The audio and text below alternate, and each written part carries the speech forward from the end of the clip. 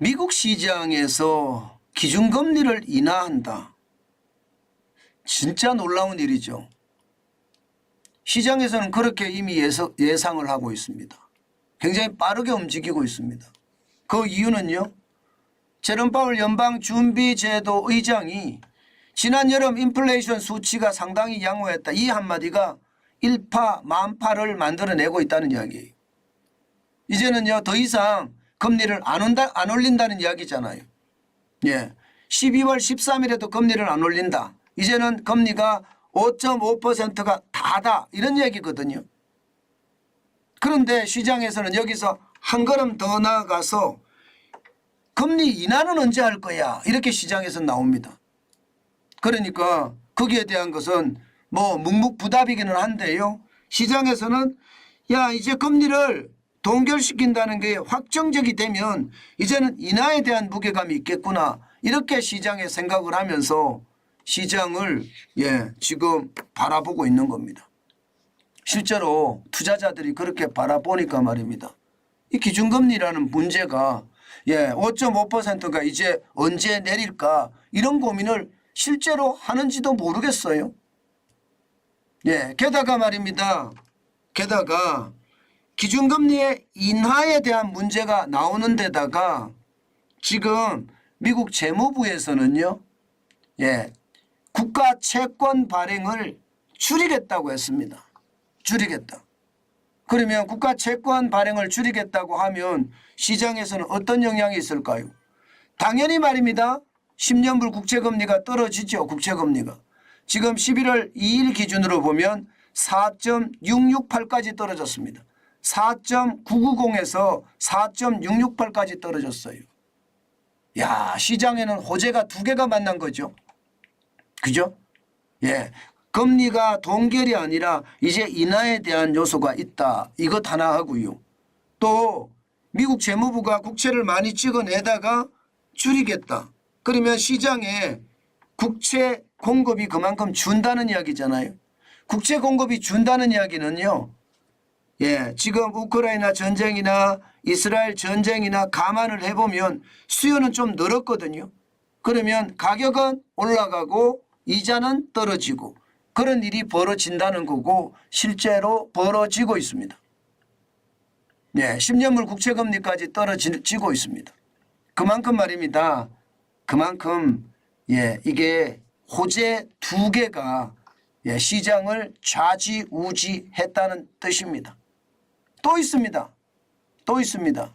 신규 실업수당 청구 건수가 21만 7천 건이에요. 주간이거든요. 주간. 이게 말입니다. 지난 8월에 24만 8천 건 이후로 8월 10일이거든요. 두 달 만에 가장 높은 숫자입니다. 게다가 시장의 예측치보다도 높습니다. 시장의 예측치보다도.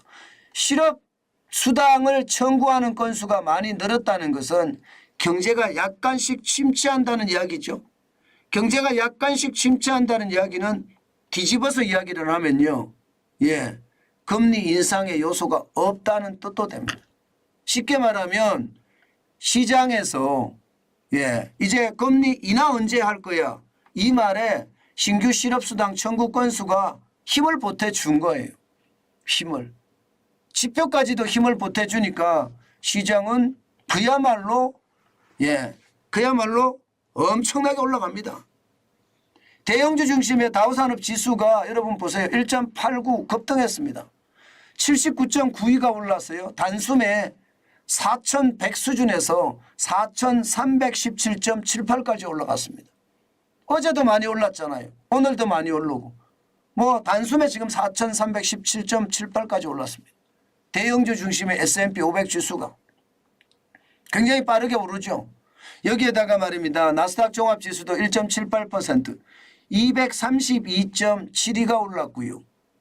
13,294.19로 마감했습니다. 사실 나스닥은요. 기술주 중심이기 때문에 대출 이자에 대한 부담이 있습니다. 그런데도 불구하고 1.72까지 올라가면 결국은 금리 인하 시점이 이제 얼마 안 남았어. 기업들의 부담이 좀 줄어들 거야. 이렇게 생각하는 경향이 강하다. 이렇게 봐야 됩니다.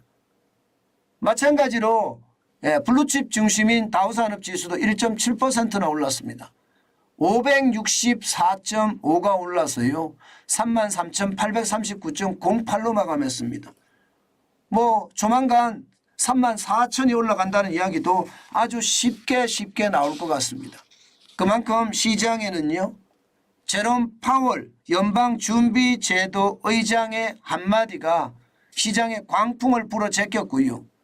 재무부가 국채 발행을 줄인다는 이야기가 시장에는요. 그 어느 때보다 급등의 급등을 만들어냈다 이렇게 얘기할 수 있을 것 같습니다. 중요한 것은요. 시장이 그러면 이렇게까지 좋아졌느냐. 이제 그것을 볼 필요가 있습니다. 저는 여러분들에게 계속 말씀을 드리지만요. 이자 앞에 장사 없다는 게 제 지론이에요. 경기가 뭐 갑자기 말입니다. 금리를 동결하고 인하에 대한 이야기는 나오지도 않았는데 시장에서는 먼저 꺼내서 인하에 대한 이야기까지 만들어내면서 시장을 급등시켰는데 저는 이것은요. 결국은요. 유동성의 장세라 그렇게 읽습니다. 그렇기 때문에 여러분 시장은 그만큼 유동성에 의한 상승 속도가 빨라진다. 저는 이렇게 정리하면 될 것 같습니다. 그렇지만 이자에 대한 어떤 문제가 점점 가면 갈수록 더 커질 거거든요. 물론 뭐 어떻게 생각하면 미국의 중앙은행인 연방준비제도가 잘 대응을 하겠지만 말입니다. 저는 유동성 장세라는 사실에는 변함이 없습니다. 오늘 우리 시장도 그럴 거예요. 어제도 폭등했잖아요. 완전히 뭐 코스닥이 4.5%까지 올라갈 정도로 난리가 났습니다. 외국인들의 기환이었거든요. 외국인들이 굉장히 많이 돌아오는 바람에 그 정도까지 올라갔었으니까 오늘 시장도 말입니다. 아마 꽤 요동을 칠 겁니다. 이럴 때 여러분 진짜 조심하셔야 됩니다. 뭐 어떤 분들은요. 이미 10월에 주가가 52주 신저가 내려갔을 때 몇몇 주식들을 사놓고 있다고 이렇게 제가 이야기도 듣고 있는데요. 그렇게 이야기를 듣고 있다고 하더라도요. 제일 중요한 것은요. 여러분만의 투자 원칙을 가지고 계셔야 됩니다. 무조건적으로 시장에 대응하는 것은 저는 방법이 아니다 이렇게 생각합니다. 자칫 말입니다. 시장에 요즘 같은 시장에 과잉 대응했다가는요.